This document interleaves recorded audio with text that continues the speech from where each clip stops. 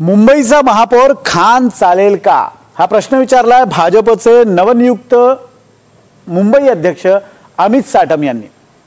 अमित साटम यांनी वरळीतल्या डोममध्ये भाजपचा जो विजयी संकल्प मेळावा झाला या संकल्प मेळाव्यामध्ये त्यांनी हा प्रश्न विचारलेला आहे आणि मुंबई महापालिकेची निवडणूक कोणत्या मुद्द्यावर लढवली जाणार याचा हा जणू ट्रेलर आहे।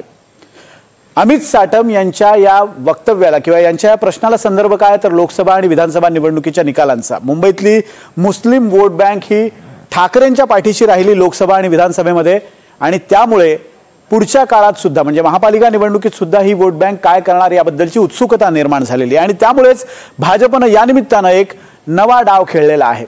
कशी आहेत महापालिकेची गणितं आपण पाहूयात या स्पेशल रिपोर्टमध्ये।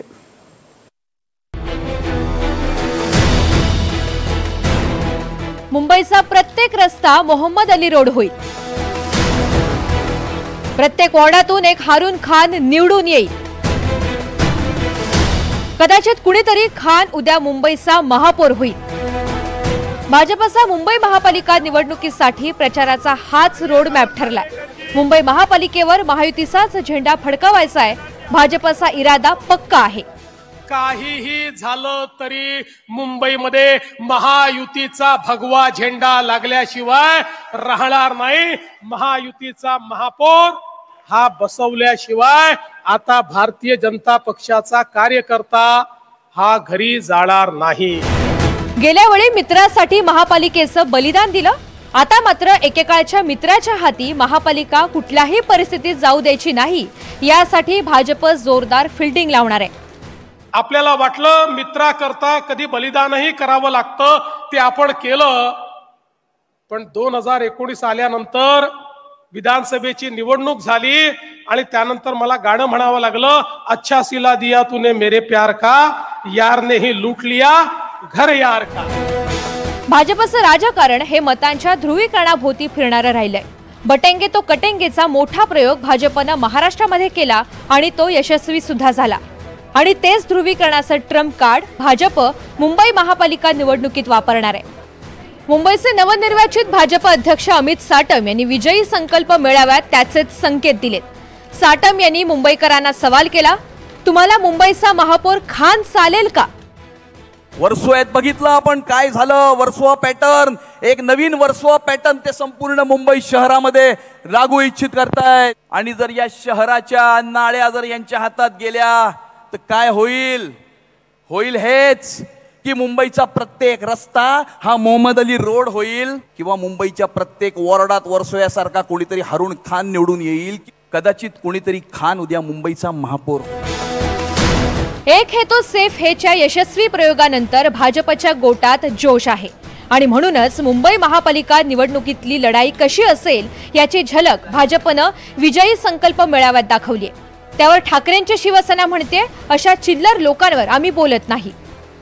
शिवसेनेला जर निवडून दिलं तर प्रत्येक रस्ता जो आहे तो असा चिल्लर लोकांना आम्ही किंमत देत नाही। तिथे चिल्लर लोकांना किंमत। भाजपचा हे झाली सभा, त्याच्यामध्ये टीका करण्यात आली ठाकरे गटावरती। प्रत्येक मोहल्ला जो आहे आमच्यावर टीका केल्याच्या ते मोठेच नाही होऊ शकत, त्यामुळे त्यांना टीका करू दे, आम्ही आमचं। लोकसभा आणि विधानसभा निवडणुकीत मविया एकत्र लढल्यामुळे विशेषतः मुस्लिम मतं ठाकरेंच्या पाठीशी राहिली। विधानसभा निवडणुकीत उद्धव ठाकरे गटाला अल्पसंख्याकांची 9% मतं मिळाली। भायखळा, वांद्रे पूर्व आणि वर्सोवा या 3 मुस्लिम बहुल मतदारसंघात ठाकरेंच्या शिवसेनेचा विजय झाला। वर्सोव्यातून हारून खान हे उद्धव ठाकरे गटाकडून जिंकले, त्यामुळे गेल्या 25 वर्षात ठाकरे गटाचा पहिला मुस्लिम आमदार झाला। लोकसभा निवडणुकीत भायखळा या मुस्लिम बहुल भागामध्ये ठाकरेंच्या अरविंद सावंत यांना 86,883 एवढी विक्रमी मतं मिळाली। दक्षिण मध्य मुंबईमध्ये धारावी आणि अणुशक्तीनगर या मुस्लिम बहुल भागामधून ठाकरेंच्या अनिल देसाई यांना मताधिक्य मिळालं, तर उत्तर पूर्व मुंबईमध्ये ठाकरेंचे उमेदवार संजय दीना पाटील यांना मुस्लिम बहुल असलेल्या मानखुर्दमध्ये तब्बल 1,20,000 मतं मिळाली। लोकसभा आणि विधानसभेच्या निवडणुकीत उद्धव ठाकरेंना अल्पसंख्याक समुदायांनी का स्वीकारलं यामागे वेगवेगळी कारणं आहेत। लोकसभेच्या निवडणुकीच्या दरम्यानच उद्धव ठाकरे मुंबईतल्या माहीम या दर्ग्यावर गेले होते आणि तिथे हमारी जैसी दुश्मनी यादगार रहती है वैसे हमारी दोस्ती भी यादगार रहती है असं विधान केलं। अर्थात यामुळेच बाळासाहेबांचं कट्टर हिंदुत्व शिवसेना आणि उद्धव ठाकरेंची सर्वसमावेशक उभाठा याच्यामध्ये फरक असल्याचा दावा अल्पसंख्याक समुदायाच्या नेत्यांनी केला आणि यामुळेच अल्पसंख्याक समुदायातल्या मुसलमानांनी मोठ्या प्रमाणामध्ये उद्धव ठाकरेंच्या पाठीशी राहण्याचा निर्णय घेतला। उद्धव ठाकरे यांच्याबद्दल वाटणाऱ्या याच विश्वासामुळे मुस्लिम समाज ठाकरेंच्या बरोबर राहिला आणि भाजपला ठाकरेंनी हिंदुत्वाशी गद्दारी केली असा प्रचार करण्यासाठी आयता मुद्दा मिळाला। दुसरीकडे बटेंगे तो कटेंगे सारखाच प्रयोग भाजप आता मुंबई महापालिका निवडणुकीत करताना दिसणार आहे। मुंबई महापालिका निवडणुकीत हिंदू मतं एक गठ्ठा ठेवण्याचा भाजपचा प्रयत्न आहे। 2024च्या लोकसभेत मुस्लिम मतांचं ध्रुवीकरण झालं, मात्र हिंदू मतांचं ध्रुवीकरण झालं नाही। त्याचमुळे उदासीन राहिलेल्या हिंदूंना सक्रिय करण्याची भाजपची रणनीती होती। विधानसभा निवडणुकीवेळी बटेंगे तो कटेंगे ही घोषणा देणाऱ्या योगींच्या महाराष्ट्रामध्ये 12 सभा झाल्या, त्यापैकी 11 जागांवर महायुतीचे उमेदवार विजयी झाले। विधानसभा निवडणुकीमध्ये मुस्लिम बहुल भागात मतदानाचा टक्का घटलाय। एक हे तो सेफ हे मुळे हिंदू बहुल भागांमध्ये हिंदू मतांचा टक्का वाढलाय। भाजपनं विधानसभा निवडणुकीसाठी केलेला हा गृहपाठ ताजा आहे। आता महापालिका निवडणुकीसाठी हिंदू मुस्लिम मराठी अमराठी असं ध्रुवीकरण होण्याची शक्यता आहे।